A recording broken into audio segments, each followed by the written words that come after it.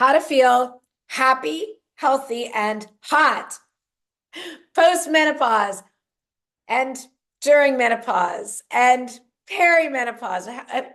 Apparently, by definition, menopause is is literally one day, and it is 1 year from the date of your last period. I heard that somewhere recently. I was like, wow, that's interesting. So anyway, that is the topic for today. It came up in multiple questions on Instagram this morning after I posted a picture of myself in a white, well, it was a video. Today it's December 22nd. It was my weekly bikini video that I always post on a Sunday morning to keep myself accountable and on track. And I was playing the song, the Megan Trainor and Jimmy Fallon song "Wrap Me Up," which is super catchy. It's about you're the whole, I'm the whole damn package. I was dancing around in a white string bikini and a Santa hat. And I got all these, and it said this is 58 no filters. And the questions came pouring in from women about how did I make, how to feel good post-menopause, perimenopause. I was in the best shape of my life before menopause. Now I've put on all this weight, that type of thing. So we're going to break it down today. This video might go a little longer than some of them, but it's going to be information that you can take today and run with. So we're really going to break this topic down into 3 parts: happy, healthy, and hot.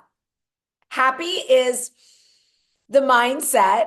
It's not, it's not just about being happy all the time, but it is about putting a positive spin on things. Healthy is the nutrition, the food that you're putting into your body. Clearly, that's important. And hot is the workouts and also the whole vibe, because that's part of it too. So let's start with the happy, with some of the mindset.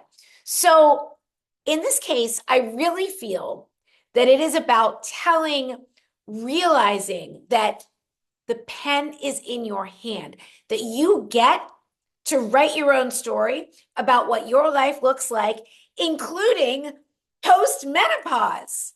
Like, you get to decide what it's like. Yes, we have hormones. Yes, our bodies do certain things, but we also, the choices that we make every single day affect that story that we're telling. So instead of society is telling you that it all goes downhill. I mean, the message is changing now, finally. That's why I'm proud to be a part of that. And I want to be more of a part of it. The message is starting to change, but it's been drilled into our heads forever that everything goes downhill, everything dries up, we're no longer desirable, we're no longer vibrant, we're no longer sexy, our sex drive goes away, we gain weight, everything sags. Like, gravity's a thing, but we can even fight that.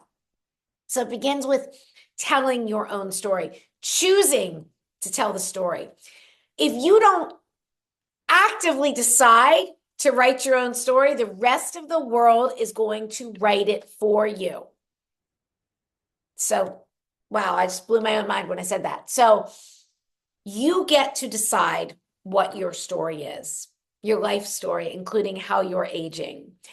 And you don't need to listen. I think of time, like, I shared some stories. I remember a friend, one of my daughter's friend's mom's getting out of her chair after a high school soccer game, and she was younger than me at the time, just saying, like, and not overweight, like, oh, I'm so stiff. Oh, well, I guess that's just our age. I thought, speak for yourself. That's not the story I'm telling. Another mom, we were taking our daughter shopping when they were a little younger, nobody drove yet. I walked into a store that I wanted to look at, and she said, oh yeah, we're too old for this stuff. And I thought, I didn't say anything. I thought, speak for yourself. I'm going to wear what I want to wear. And it's not about trying to look like you're 20 or pretending that, but it's just that you don't have to let your age dictate your decisions. And, I think so many times the reason, like women, we become less active as we get older because we're told that people become less active as they get older. I say we actually can be more active. We can tell a different story. So you get to decide what the story is. And if you don't actively work on that, the world's going to decide it for you. You get to decide. Start your mornings in a positive way. I can't stress that enough. Whether it's listening to positive affirmations, music that gets you pumped up, just asking that question, how good can it get today? But anything you can do to put a positive spin on things, deciding how you are going to respond to different situations in your life rather than just reacting. So, number two, the second part is the healthy. The food we are putting into our bodies is literally giving information to our cells. So, when you look at it that way, it's it's so vitally important. I'm not saying you can't ever have any treats because first of all, healthy foods can be treats. I had the most amazing blueberries yesterday, these big plump juicy blueberries. They were absolutely a treat. They're also amazing for your brain, your skin, all of the things. But yeah, you can have the not as healthy treats from time to time. But biggest thing, I mean, I should tattoo this across my ass, prioritize, except I'm not going to. Prioritize, no, that's a visual. Prioritize protein and produce. Eat foods without ingredients lists. You don't need another like shake or bar or magic thing that is like 22 this and all of this. You need real food. I'm not saying to never use supplements. I'm not saying that stuff is bad, but I'm saying it starts with real food. There is no magic shake, pill, or powder that takes the place of fueling your body with real food, foods without ingredients lists. We are talking building your meals. I say this every day around high quality protein dense foods, beef, fish, shellfish, eggs, chicken, turkey, maybe some low fat dairy, filling in with colorful fruits and veggies. These are foods without ingredients lists. That should be the mainstay of what you are eating. And cut if you don't want to have menno belly, like again, if you don't, people who eat dough look like dough. You don't want to have menno belly, stop eating the processed carbs. And you don't need grains. And you know what? Even the healthier thing, healthier ones like quinoa and lentils and all those things, they're not bad foods. They are good whole foods. And I'm still telling you to prioritize protein. I'm still telling you the best thing. This is coming from a former vegetarian. This is coming from somebody who lived on things like lentils. I've never really been able to eat quinoa. It's always doesn't work with my digestion at all. But I was living on those things and I was healthy, but you know what? I'm healthier now. I am more vibrant. I am more alive. Everything in my body is working better now that I'm eating like meat. Just saying it. As a former vegetarian, I'm better on every level eating meat.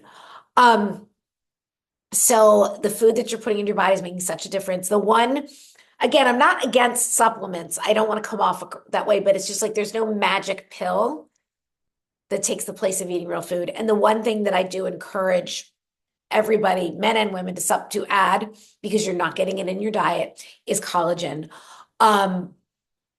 Consuming collagen peptides, like I just put a scoop in my coffee in the morning or your tea or whatever.